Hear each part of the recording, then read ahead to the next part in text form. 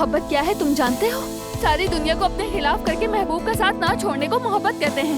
अगर तुम ये निकाह रोकने में कामयाब हो गई तो मैं तुम्हें 1 मिलियन दूंगा। तुम तो वाकई पागल हो गए हो मेहमत। अरे नाइला, क्या हो गया तुम्हें? जोया बेटी फौरन एम्बुलेंस को फोन करो। सुन रही हो क्या कह रहा हूँ मैं? खुद पर काबू पाओ जोया। उमर ने अब तक जो कुछ भी किया उसकी कीमत उसकी माँ को चुकानी पड़ेगी। क्या मैं उस कमरे में है? तुम दोनों ने ये लिबास क्यों पहना हुआ है? मैं आजा से मोहब्बत करता हूँ। तुम्हारी हिम्मत कैसे हुई ये सब करने की? मेरी बात सुनो मेरे साथ दूर हो जाओ उमर।